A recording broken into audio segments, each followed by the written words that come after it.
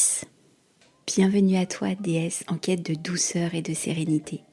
Que tu sois ici pour la première fois ou que tu aies déjà exploré mes accompagnements, je suis ravie de t'accueillir dans cet espace de détente et de reconnexion. Si tu ne me connais pas encore, je me présente. Je m'appelle Élie, énergéticienne, maître Reiki et alchimiste des lieux. À travers ce podcast, je t'offre une véritable boîte à outils spirituelle pour t'accompagner au quotidien. Dans ce programme spécial 7 nuits apaisées, je t'invite à un voyage au cœur du sommeil réparateur. Chaque épisode sera une bulle de douceur avec un conseil pour t'aider à t'endormir, une visualisation guidée pour relâcher les tensions et un conte pour t'emporter au pays des rêves. Prépare-toi à t'envelopper de sérénité et à retrouver des nuits paisibles. Si cet épisode t'apporte du bien-être, pense à le liker, le commenter et le partager avec tes proches ou tes amis qui en ont besoin. Ensemble, nous allons créer une belle vague de douceur et d'apaisement. Installe-toi confortablement et laisse-toi porter par ma voix. Conseil pour favoriser le sommeil pour la nuit 7. L'appel au rêve. Le sommeil, c'est pas seulement un repos du corps, c'est aussi un passage vers un monde plus vaste, celui des rêves. Nos rêves ne sont pas anodins. Ils nous parlent, nous guérissent, nous enseignent. Pourtant, nous avons parfois du mal à nous en souvenir ou à les accueillir pleinement. Je vais te partager un rituel pour invoquer les rêves. Tout d'abord, pose une intention avant de t'endormir. Tu peux dire « Je suis prête à recevoir un message dans mes rêves. Mon esprit est ouvert et apaisé. » Garde un carnet près de ton lit et dès ton réveil, note ce dont tu te souviens, même une sensation ou une image fugace. Tu peux utiliser une pierre comme l'améthyste ou la labradorite sous ton oreiller pour favoriser les rêves intuitifs.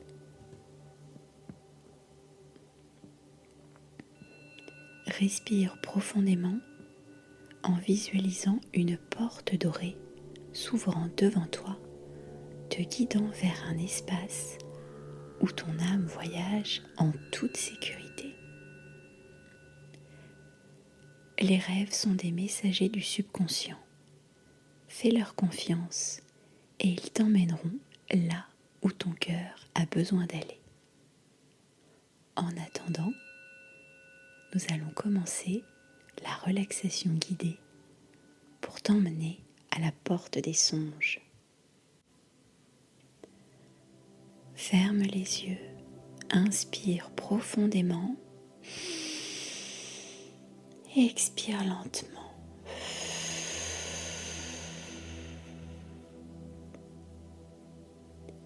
Imagine que tu es dans un lieu paisible, à la frontière entre l'éveil et le sommeil.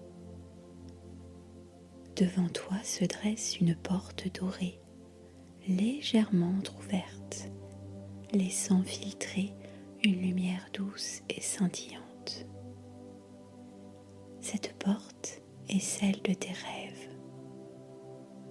Elle ne te mène pas à un simple sommeil, mais à un voyage à travers les étoiles, un passage vers un monde où ton âme danse librement. Tu fais un pas en avant, puis un autre, et doucement tu franchis la porte.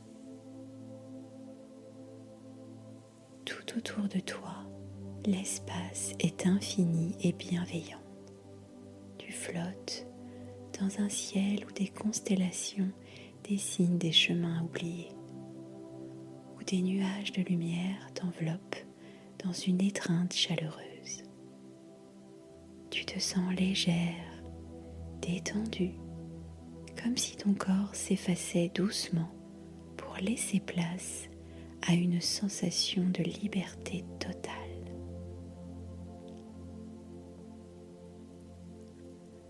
Ici, Dans cet espace sacré, les réponses viennent sans effort. Les rêves prennent forme et ton cœur se souvient de tout ce qu'il a toujours su. Tu te laisses porter, bercer par cette douce traversée jusqu'à ce que le sommeil t'accueille dans une infinie tendresse. Et pour t'y accompagner ce soir, je vais te conter l'histoire de la gardienne des rêves. Dans un temps où les étoiles parlaient encore aux hommes, il existait un royaume caché, un lieu où l'on pouvait atteindre seulement en fermant les yeux. On l'appelait le royaume des songes, une mer infinie où flottaient les souvenirs des âmes endormies, les visions oubliées et les secrets murmurés aux étoiles. Dans ce royaume vivait Naya, la gardienne des rêves. C'était elle qui veillait sur les dormeurs, qui brodait de fil d'or les songes paisibles et ouvrait les portes des mondes insoupçonnés. Mais Naya n'apparaissait qu'à ceux qui, au fil des années, avaient oublié comment rêver. Un soir, un homme du nom d'Elias pénétra sans le savoir dans son royaume. Depuis l'enfance, il était un grand rêveur. Chaque nuit, il traversait des paysages insensés, conversait avec des esprits bienveillants et déchiffrait des messages que seul le sommeil pouvait lui offrir. Mais au fil du temps, Elias s'était éloigné de ses songes, pris dans les filets du monde éveillé, préoccupé par les obligations et les inquiétudes du quotidien. Il s'était détourné de ce royaume invisible. Et peu à peu, ses nuits étaient devenues vides. Plus aucune vision ne venait le visiter. Il dormait, mais chaque matin, il se réveillait avec une sensation étrange, comme s'il avait perdu quelque chose d'essentiel sans savoir quoi. Jusqu'à ce soir-là, alors qu'il errait entre l'éveil et le sommeil, Elias se retrouva dans un paysage qu'il ne reconnaissait pas. Il marchait sur un sol fait de brume argentée, sous un ciel où tournaient des constellations mouvantes. Autour de lui flottaient des portes suspendues dans l'espace, certaines entr'ouvertes, d'autres scellées à jamais. Intrigué, il s'approcha de l'une d'elles et posa la main sur la poignée. Mais avant qu'il ne puisse l'ouvrir, une voix douce et profonde s'éleva derrière lui. Cette porte ne s'ouvre que si tu te souviens de ton propre rêve. Elias se retourna et vit une silhouette drapée de lumière et de nuit. Naya se tenait devant lui, les yeux scintillants de galaxies oubliées, son visage empreint d'une douceur infinie. « Qui es-tu » demanda Elias, captivé par la sérénité qui émanait d'elle. « Je suis celle qui veille sur les rêves et celle que tu as oubliée. » Elias fronça les sourcils. « Pourquoi mes nuits sont-elles vides ? Pourquoi ai-je cessé de rêver ?» Naya le regarda avec tendresse. « Parce que tu as cessé d'écouter, Elias. Les rêves ne disparaissent jamais. Ce sont les hommes qui qui ferme la porte. Elias sentit son cœur se serrer. Il se souvenait vaguement de ces nuits lointaines où il accueillait chaque songe comme un message sacré. Il se souvenait des sensations, des images, des voix autrefois. « Peux-tu me les rendre ?» demanda-t-il. Naya sourit et ouvrit sa main. Une clé d'onyx noir, comme la nuit profonde, scintillait dans sa paume.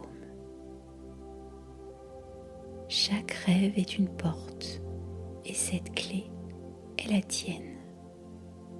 Elias prit la clé avec précaution, sentant sa chaleur vibrer entre ses doigts. Comment l'utiliser ? Naya s'approcha et posa une main sur son front.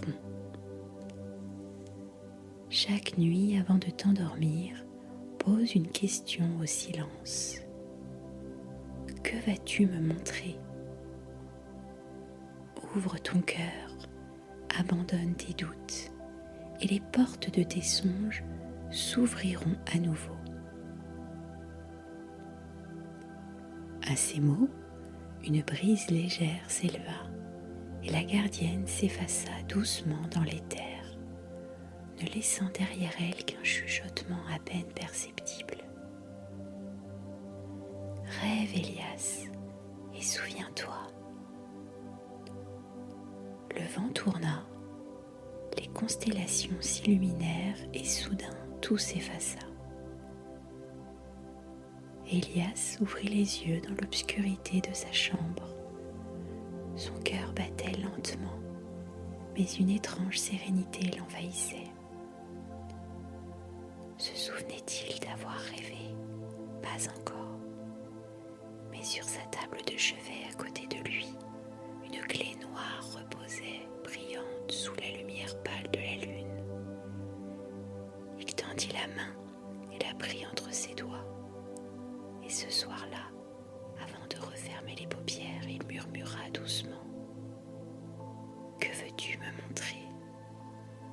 Il s'endormit, et pour la première fois depuis des années, une porte s'ouvrit dans son esprit.